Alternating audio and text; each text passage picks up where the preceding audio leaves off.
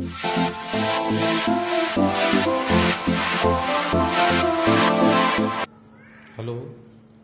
दोस्तों, मैं दीपक पाठक एक बार फिर chapter 1 electric charge and field का एक नया टॉपिक लेकर के आपके सामने हूँ, इलेक्ट्रिक लाइन ऑफ फोर्स। दोस्तों इस बार जो वीडियो मैं आप लोगों के लिए बना रहा हूँ, इसमें थोड़ा सा मेथड को चेंज किया गया है। इस बार मैं पेन और पेपर का यूज़ कर रहा हूँ। इसमें सिर्फ आपके पास विजुअल्स आएंगे, मैं नहीं आऊँगा इसमें। ये भी एक एक्सपीरियंस है, इसको भी करके देखते हैं। Chapter electric charge and field और टॉपिक है इलेक्ट्रिक लाइन ऑफ फोर्स। ठीक, देखिए दोस्तों, आप लोगों ने 10th क्लास में मैग्नेटिक फील्ड पढ़ा था और मैग्नेटिक फील्ड इसी टॉपिक में आपने मैग्नेटिक फील्ड लाइंस को भी पढ़ा था। जैसे एक मैग्नेट का मैग्नेटिक फील्ड होता है और उसको रिप्रेजेंट करने के लिए, फील्ड को समझने के लिए, फील्ड की कैरेक्टरिस्टिक को समझने के लिए हम ड्रॉ करते थे मैग्नेटिक फील्ड लाइन। ठीक इसी तरीके से है ना, उसी तरीके से आगे बढ़ते हुए यहाँ पर मान लीजिए ये हमारे पास एक बॉडी है, ओके, एंड इस बॉडी पर पॉजिटिव चार्ज है।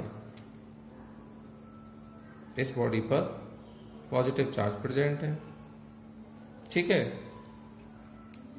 इस बॉडी के आसपास का वह एरिया जिसमें कि इसका फोर्स कोई दूसरा चार्ज एक्सपीरियंस कर सकता है, जैसे कि मैं ड्रॉ कर देता हूं, ओके। ये ग्रीन बाउंड्री मैंने ड्रॉ की है ना, इसके अंदर है ना, कोई दूसरा चार्ज इस चार्ज का फोर्स को क्या कर सकता है, एक्सपीरियंस कर सकता है। अगर मान लीजिए ये जो चार्ज है दैट इज व्हाट द, ये हमने मान लिया that is what the capital Q। ये क्या हो गया, this is the electric field of plus Q। Charge है उसका ये क्या हो गया, this is what the electric field हो गया इसका। इस इलेक्ट्रिक फील्ड में इसके अंदर, ठीक है ना, कोई दूसरा चार्ज इस चार्ज के फोर्स को एक्सपीरियंस कर सकता है, ओके। लेकिन जैसे कि हम 10th क्लास में मैग्नेटिक फील्ड को एक्सप्लेन करने के लिए और अच्छे समझने के लिए मैग्नेटिक फील्ड लाइंस ड्रॉ करते थे, ठीक इसी तरह से हम किसी चार्ज के इलेक्ट्रिक फील्ड को समझने के लिए ड्रॉ करते हैं इलेक्ट्रिक फील्ड लाइन, जिनको कि यहाँ पर इलेक्ट्रिक लाइन ऑफ फोर्स भी कहा जाता है।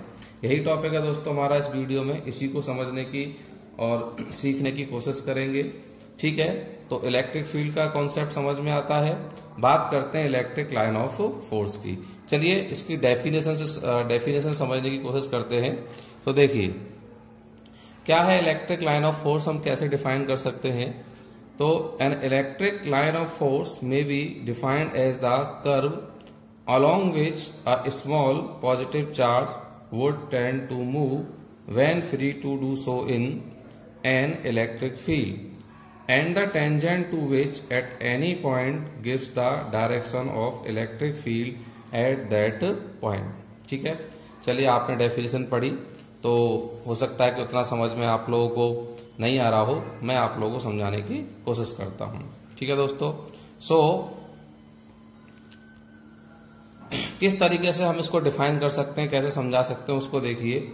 मान लीजिए ये हमारे पास चार्ज है that is what the plus Q, okay.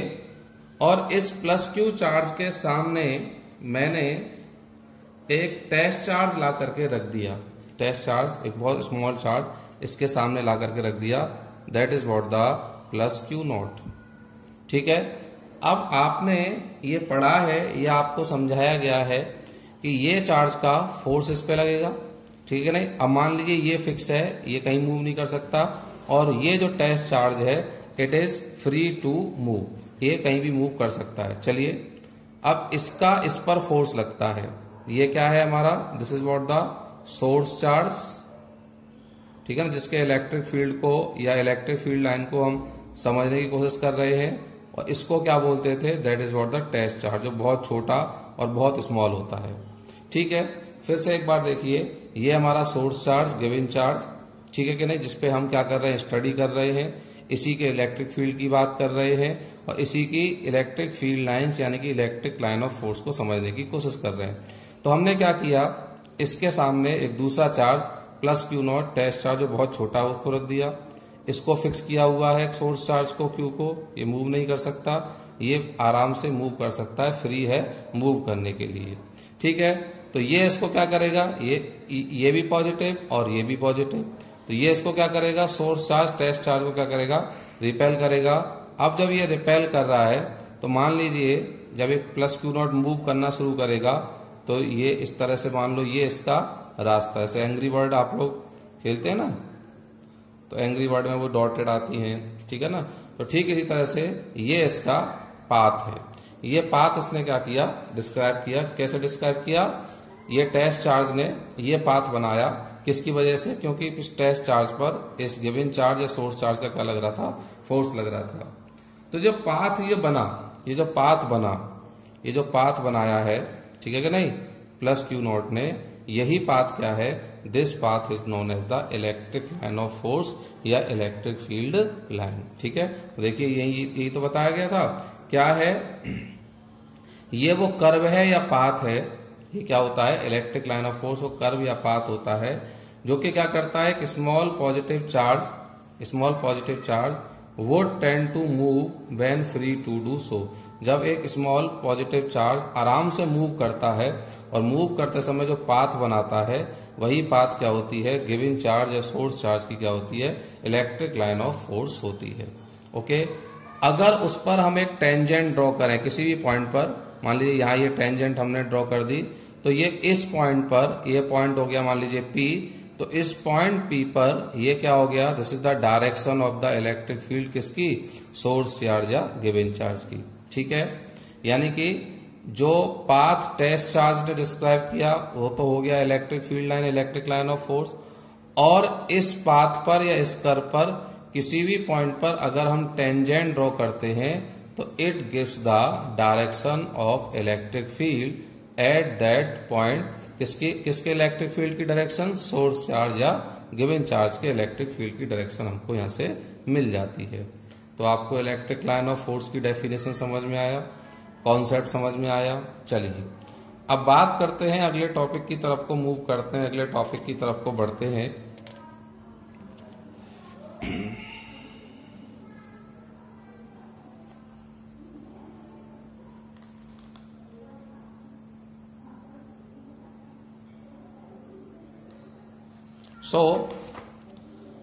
अगले टॉपिक की तरफ को बढ़ रहे हैं और नेक्स्ट टॉपिक हमारा है important properties of electric line of force. जैसे कि कभी हम मैग्नेटिक फील्ड लाइन की प्रॉपर्टीज को 10th क्लास में पढ़ा करते थे, उसी तरीके से यहाँ पर हम लोग डिस्कस कर रहे हैं properties of electric line of force. क्या क्या प्रॉपर्टीज हैं, 1 बाय 1 डिस्कस करेंगे आराम से। बहुत आसान पोर्शन है, इजी है, आराम से समझ में आएगा।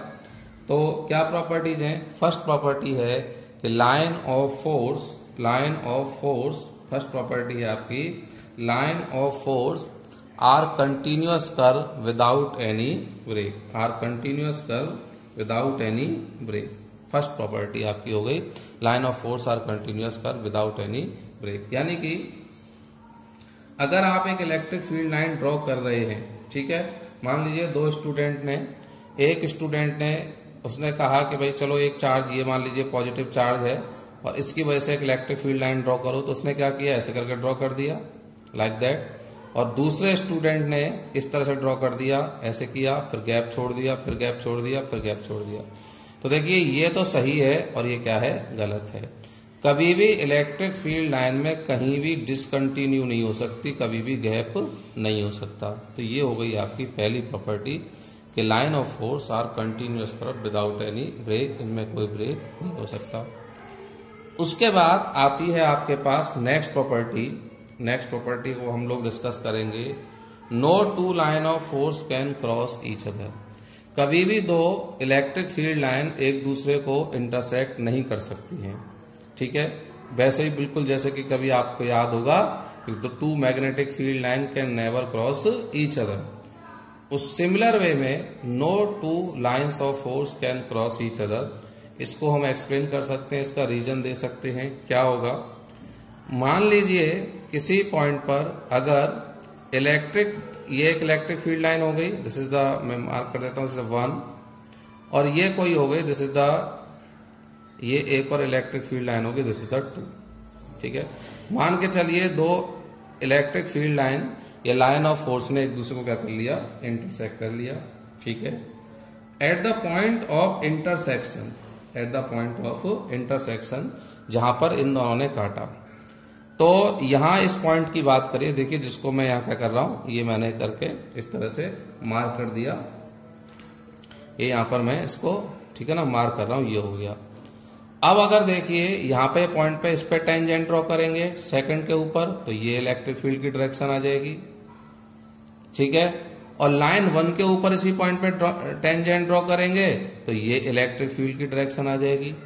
यानी कि पॉइंट, या इसका मतलब क्या हुआ कि अगर यहां पर इधर एक टेस्ट चार्ज Q0 को अगर रख दिया जाए, प्लस Q0 को, ठीक है ना, तो वो इधर भी जाएगा और इधर भी जाएगा। अब आप सोचिए कि एक ही पॉइंट पर एक ही बार में एक चार्ज 2 डायरेक्शन में कैसे मूव कर सकता है, नहीं कर पाएगा। बात समझ में आ रही है, नहीं कर सकता, पॉसिबल ही नहीं है ये, है ना। तो इसका मतलब ये हो गया कि कभी भी फील्ड लाइन एक दूसरे को इंटरसेक्ट नहीं कर सकती है। ठीक है, बात समझ में आ रही है। देखिए फिर से एक बार, ये एक फील्ड लाइन हो गई, ये दूसरी फील्ड लाइन हो गई, ये इनका क्या हो गया, पॉइंट ऑफ इंटरसेक्शन हो गया।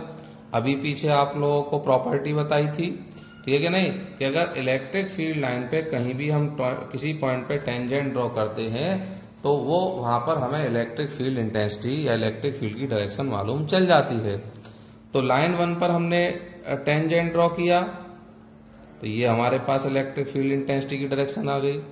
लाइन 2 पर किया तो ये हमारे पास इलेक्ट्रिक फील्ड इंटेंसिटी की डायरेक्शन आ गई। ठीक है नहीं। अब आपको याद होगा एक फॉर्मूला था F is equal to Q0 into E। ठीक है, तो अगर मान लीजिए इस पॉइंट पर टेस्ट चार्ज Q0 रखा हुआ है और यहाँ इलेक्ट्रिक फील्ड भी है तो उस पर फोर्स लगेगा। तो अब ये फोर्स के अकॉर्डिंग चार्ज ऐसे भी जाएगा और ऐसे भी जाएगा। अब बताइए एक ही पॉइंट पर एक ही चार्ज 2 डायरेक्शन में कैसे मूव कर सकता है, कभी नहीं कर सकता, पॉसिबल ही नहीं है कभी। तो इसका मतलब अगर ये पॉसिबल नहीं है तो ये भी पॉसिबल नहीं है कि 2 फील्ड लाइन एक दूसरे को क्या कर सकें, इंटरसेक्ट कर सकें। अब नेक्स्ट चीज आती है थर्ड प्रॉपर्टी कि इलेक्ट्रिक फील्ड लाइंस या लाइन ऑफ फोर्स, जैसे कि मैग्नेटिक फील्ड लाइन स्टार्ट होती थी नॉर्थ से और किधर की तरफ को जाती थी, साउथ की तरफ को, और इनसाइड द मैग्नेट है ना, वो किधर से किधर को होती थी, साउथ से नॉर्थ की तरफ को होती थी। ठीक है कि नहीं।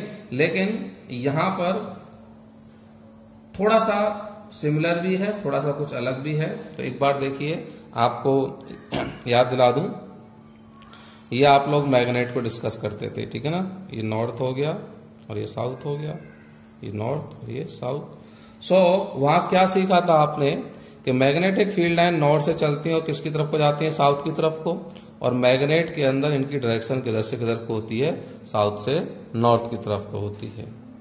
ठीक है, लेकिन इलेक्ट्रिक फील्ड लाइंस, जैसे ये एक पॉजिटिव बॉडी हो गई, ठीक है, और ये एक हमारे पास क्या हो गई, नेगेटिव बॉडी हो गई।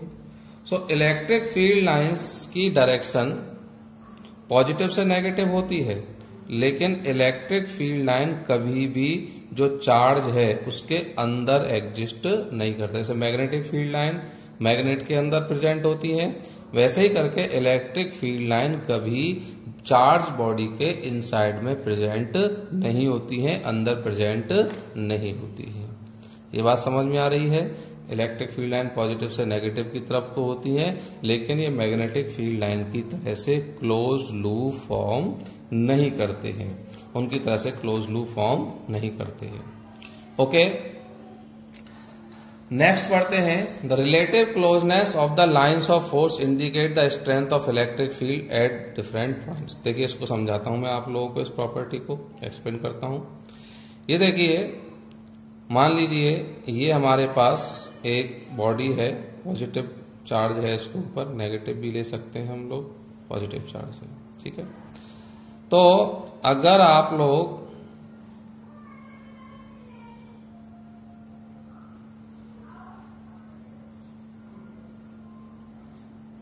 ठीक है, अब आप देखिए अगर आप यहां हैं, इस बॉडी के पास हैं, तो एक तो एरिया आपने मार्क कर लिया और एक एरिया आपने ये मार्क कर लिया, ठीक है ना। अब दोनों में देखिए यहां पर इलेक्ट्रिक फील्ड लाइंस क्या हो गई, दूर दूर हो गई इधर, तो यहां पर क्या होगा, इलेक्ट्रिक फील्ड की स्ट्रेंथ क्या होगी, वीक होगी।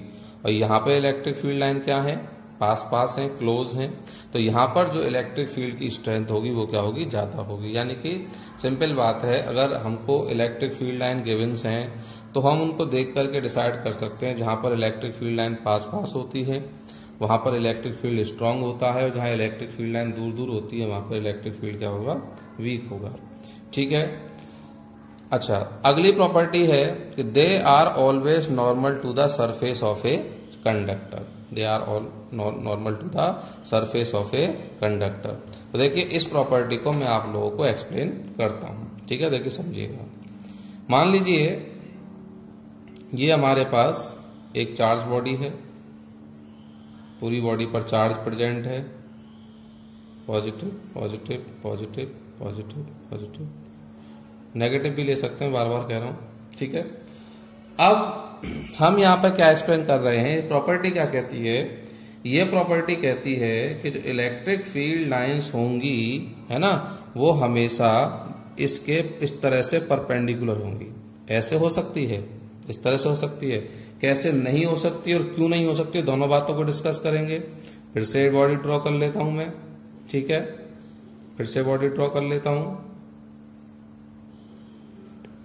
तो देखो ऐसे तो हो सकता है, लेकिन इलेक्ट्रिक फील्ड लाइन इस तरीके से नहीं हो सकती।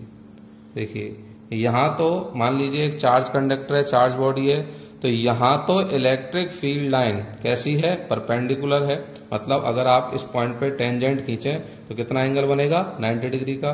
लेकिन अगर यहां टेंजेंट खींचेंगे, देखिए मैंने टेंजेंट खींच दी, यहां टेंजेंट खींचेंगे तो यहां 90 डिग्री का एंगल नहीं बन रहा है। क्लियर दिख रहा होगा आप लोगों को। तो ये सही है, ये गलत है। मतलब कोई अगर कंडक्टर चार्ज है तो इलेक्ट्रिक फील्ड लाइंस हमेशा उस सरफेस के क्या होती है, परपेंडिकुलर होती हैं, 90 डिग्री पर होती हैं। ये सही है, ये सही नहीं है। क्यों सही नहीं है, चलिए इसी में आप लोगों को समझा देता हूं, ठीक है। देखिए समझिए बात को। मान लीजिए एंगल क्या है, थीटा है। तो वेक्टर प्रॉपर्टी की हेल्प से मैंने इसको दो कंपोनेंट में सॉल्व कर लिया। ये जाएगा ई कॉस थीटा और ये आ जाएगा आपका E sine theta, E cos theta and this is, ये क्या आ गया आपका ई साइन थीटा, ओके। अब ई कॉस थीटा देखिए आपका जो चार्ज कंडक्टर है उसके सरफेस के क्या हो गया, पैरेलल हो गया। क्या हो गया, पैरेलल हो गया। अब अगर मान लो इस तरीके से ये प्रॉपर्टी है कि अगर इलेक्ट्रिक फील्ड लाइन इस तरह से है और यहां पर कोई चार्ज रखा हुआ है तो ये चार्ज भी इलेक्ट्रिक फील्ड लाइन की डायरेक्शन में क्या करना शुरू कर देगा, मूव करना शुरू कर देगा।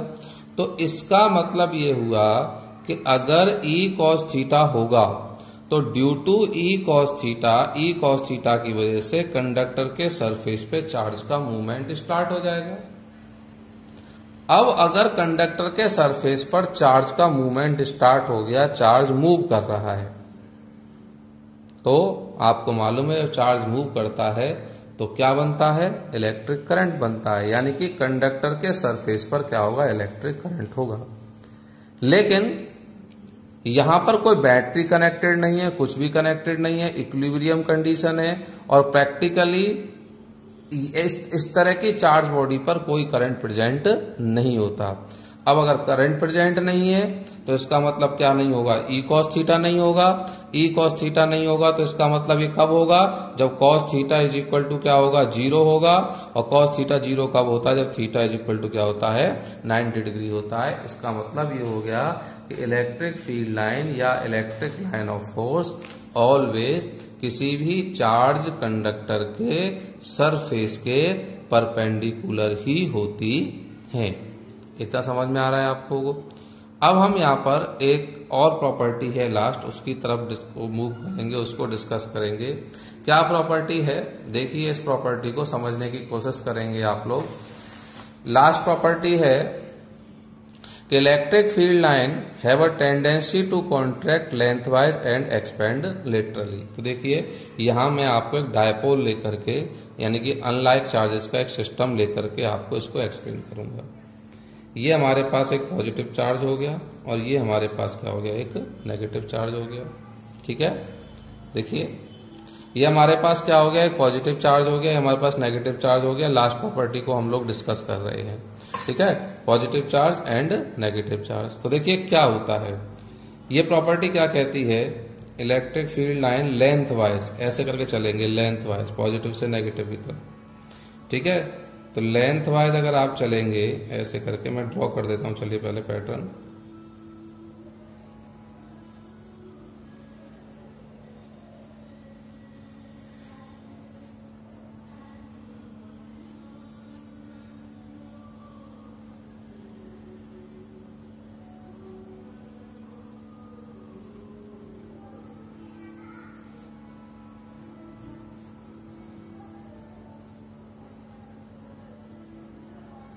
ओके, ये मैंने ड्रॉ कर दिया। देखिए ये प्रॉपर्टी क्या कहती है, ये प्रॉपर्टी कहती है कि अगर आप है ना लेंथ वाइज चलेंगे ऐसे करके, तो इलेक्ट्रिक फील्ड लाइन एक दूसरे का करेंगी, कॉन्ट्रैक्ट करेंगी। कॉन्ट्रैक्ट करेंगी इसका मतलब क्या होगी, इलेक्ट्रिक फील्ड स्ट्रांग होगा। जैसे मान लीजिए आप यहां पर हैं, इधर है, अगर आप इधर चलते हैं या फिर इधर जाते हैं तो इलेक्ट्रिक फील्ड लाइन पास पास आ जाएंगी, कॉन्ट्रैक्ट करेंगी, पॉजिटिव चार्ज की तरफ जाएंगे तो भी पास आएंगी, नेगेटिव चार्ज की तरफ जाएंगे तो भी पास आएंगी। तो इलेक्ट्रिक फील्ड क्या हो जाएगा, स्ट्रांग हो जाएगा। जबकि अगर आप ऐसे करके, ठीक है ना, आप जो है लेटरली मूव करते हैं ऐसे करके, तो अगर लेटरली मूव करेंगे तो मैं आपको बता दूं कि ये इलेक्ट्रिक फील्ड लाइन के बीच में स्पेस क्या होता जाएगा, ज्यादा होता जाएगा, है ना, स्पेस बढ़ता चला जाएगा। और इस बात का मतलब क्या है, इलेक्ट्रिक फील्ड क्या होगा, वीक होता चला जाएगा। ये जो प्रॉपर्टी है ये एक्सप्लेन करती है ये length wise electric field lines का कॉन्ट्रैक्ट होना, मतलब पास पास होना, इलेक्ट्रिक फील्ड का स्ट्रांग होना, और लेटरली इस तरीके से, दिस इज लेटरल और ये लेंथ वाइज। तो लेटरल तरीके से ये क्या करती है, एक्सपेंड करती है। ठीक है नहीं, तो ये हमें दो चार्ज के बीच में लगने वाले फोर्स ऑफ अट्रैक्शन को भी क्या करता है, ये प्रॉपर्टी एक्सप्लेन करती है। ओके, ये बात समझ में आई होगी। चलिए अब अगले टॉपिक की तरफ को मूव करते हैं, अगले टॉपिक की तरफ को बढ़ते हैं।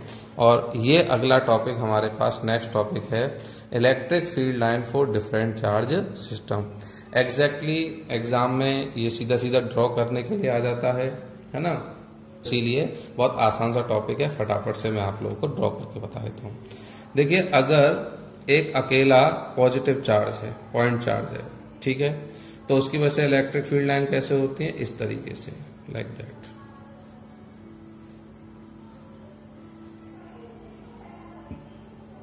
Outward, radially outward. मतलब आप कैसे समझ सकते हैं, जैसे कि कोई एक स्फेरिक इलेक्ट्रिक फील्ड लाइन को किस तरह की होती है, इसको समझने के लिए मैं आपको एक एग्जांपल देता हूं। एक कोई बॉल ले लिया आपने, स्फेरिकल शेप की होती है, अब बॉल को आप चार्ज मान लीजिए और उस बॉल पर आप टूथपिक्स को लगाते चले जाइए। जितनी सारी टूथपिक आप लगा सकते हैं उतनी लगाइए। ओके, सो जितनी भी टूथपिक आप लगा देंगे, ये सभी टूथपिक किसको रिप्रेजेंट करेंगी, ये रिप्रेजेंट करेंगी इलेक्ट्रिक फील्ड लाइंस को। ठीक है कि नहीं। तो एक point charge, positive point charge की वजह से इलेक्ट्रिक फील्ड लाइन उसके कैसे होती है, बाहर की तरफ को जाती है, जिसमें मैंने ड्रॉ कर दिया, और एक स्फेरिकल सिमेट्री बनाती है। यानी कि अगर आप यहां पर इससे कुछ दूरी पर इस पे जाएंगे, यहां यहां यहां यहां यहां यहां यहां यहां किसी भी पॉइंट पे जाएंगे, तो ईच एट एवरी पॉइंट पर इलेक्ट्रिक फील्ड की वैल्यू क्या होगी, सेम होगी। और आगे अगर जाएंगे आप लोग, ठीक है ना, तो यहां भी ईच एंड एवरी पॉइंट पर इलेक्ट्रिक फील्ड की वैल्यू क्या होगी, सेम होगी। ओके, बात समझ में आ रही है। तो कैसे होती है, पॉजिटिव पॉइंट चार्ज है तो लाइन कैसे होती है, सरफेस के परपेंडिकुलर होती है, रेडियली आउटवर्ड होती है, ठीक है, और स्फेरिकल सिमेट्री होती है। सिमिलर मैनर अगर आपके पास एक नेगेटिव चार्ज है तो नेगेटिव चार्ज की वजह से इलेक्ट्रिक फील्ड लाइन क्या होंगी, रेडियली इनवर्ड होंगी, अंदर की तरफ को आएंगी, सरफेस पर परपेंडिकुलर होंगी, और यहां पर भी क्या होगी, स्फेरिकल सिमेट्री होगी। दैट मीन्स अगर 3D व्यू करेंगे आप लोग तो ये चार्ज से अगर कुछ डिस्टेंस पे जाएंगे आप तो आपको एक स्फेरिकल 3D में एक स्फेयर मिलेगा। इस स्फेयर के हर एक पॉइंट पर इलेक्ट्रिक फील्ड इंटेंसिटी की वैल्यू क्या होगी, सेम होगी, सेम। ठीक है, यह समझ में आया।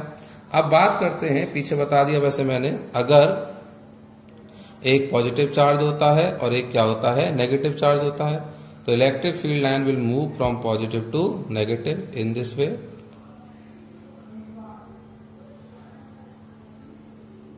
ठीक है, लेंथ में जाएंगे तो ये क्राउडेड होंगी, लेटरली जाएंगे तो ये एक्सपेंड करेंगी, वीक फील्ड को दिखाएंगी इस तरीके से, वीक फील्ड को दिखाएंगी इस तरीके से। ठीक है, कभी इंटरसेक्ट नहीं करती, ये भी ध्यान रखेंगे। ड्रॉ करने के लिए आती है सीधे सीधे एग्जाम में, तो ये आपने ड्रॉ कर दिया। ठीक है ना, पॉजिटिव और negative charge, two charge system. अब मान लीजिए कि दोनों ही लाइक चार्जेज है, दोनों ही पॉजिटिव है या दोनों ही नेगेटिव है, तो उसके लिए आप कैसे ड्रॉ कर सकते हैं उसको बताते हैं आप लोगों को। तो मान लीजिए ये एक पॉजिटिव चार्ज है बड़ा, और ये एक पॉजिटिव चार्ज है थोड़ा सा छोटा, लाइक चार्जेस। ठीक है, तो क्या होगा, कैसे होगा, किस तरह से ड्रॉ करते हैं इसको।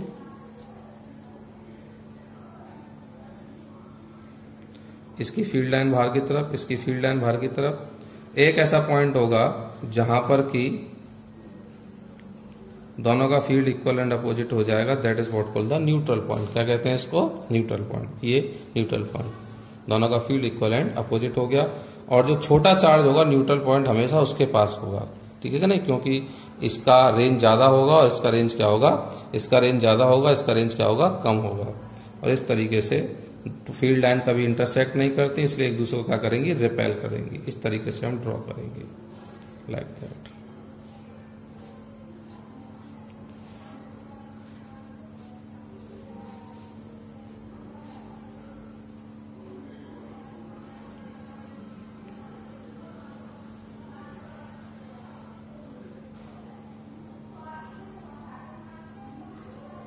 ठीक है, समझ में आ रही है बात। तो यहां पर आप देख सकते हैं कि इलेक्ट्रिक फील्ड लाइन उसे इंटरसेक्ट नहीं कर सकती, पॉजिटिव पॉजिटिव तार है, तो आप देख सकते हैं किस तरीके से इलेक्ट्रिक फील्ड लाइन एक दूसरे को रिपेल करते हुए हमने इसमें दिखाया हुआ है। ठीक है ना, क्योंकि अगर हम इसको आगे ड्रॉ करते, इस तरह से ड्रॉ करते तो इंटरसेक्ट कर जाती, तो इसको हमने दिखाया। और एक यहाँ पे कॉन्सेप्ट हमने समझा किसका, न्यूट्रल पॉइंट का। ठीक है, अब अगर मान लीजिए हमारे पास कोई एक यूनिफॉर्म चार्ज है, इस तरीके से मान लो एक प्लेन है, तो इसका क्या होगा, इस पे इक्वली चार्ज डिस्ट्रीब्यूटेड है, तो हम इस तरह से इलेक्ट्रिक फील्ड लाइंस को इस तरह से ड्रॉ करेंगे। ये जो इलेक्ट्रिक फील्ड लाइन है, देखिए सारी इलेक्ट्रिक फील्ड लाइन एक दूसरे के पैरेलल हैं और इनमें स्पेसिंग भी इक्वल है। ये दिखाता है यूनिफॉर्म इलेक्ट्रिक फील्ड को। मीनिंग क्या है कि अगर मान लीजिए यहाँ पे एक पॉइंट आपने ले लिया और यहाँ पर इलेक्ट्रिक फील्ड की वैल्यू 10 है, तो यहां भी 10 होगी, यहां भी 10 होगी, मतलब यूनिफॉर्म। अगर फील्ड लाइन पैरेलल हो, उनके बीच में जो गैपिंग है वो हर जगह पर एक ईच एंड एवरी प्लेस पर अगर इक्वल हो, तो ये रिप्रेजेंट करता है किसको, यूनिफॉर्म इलेक्ट्रिक फील्ड को। इसका मतलब है कि इलेक्ट्रिक फील्ड का magnitude each and every point पर क्या होगा, सेम होगा। दोस्तों उम्मीद करता हूं कि आपको ये सारे कॉन्सेप्ट समझ में आए होंगे। प्लीज वीडियो को आराम से देखें, पॉज करें उसको, है ना, तो ये आपको समझ में आएगा। थोड़ा सा आप लोग थोड़ी बुक्स की भी हेल्प लें, क्योंकि कुछ टर्म्स थी जैसे कि रेडियली एक वर्ड आ रहा था, स्फेरिकल सिमेट्री आ रही थी, तो ये थोड़ा सा आप लोग सुनेंगे, इन वर्ड्स को ध्यान में रखेंगे कि हाँ वीडियो में हमने ऐसा कुछ सुना है, और थोड़ा सा उस पर रिसर्च करेंगे, है ना। क्योंकि फिजिक्स जैसे सब्जेक्टों में अगर आप हम ये मान लें कि सब कुछ सुन के समझ में आ जाएगा, देख के समझ में आ जाएगा, ऐसा नहीं है। यहाँ हमें अपना भी दिमाग लगाना पड़ता है। तो थोड़ा आप रिसर्च करेंगे तो आप इनके बारे में बेहतर तरीके से जानकारी कर पाएंगे। Thank you for watching.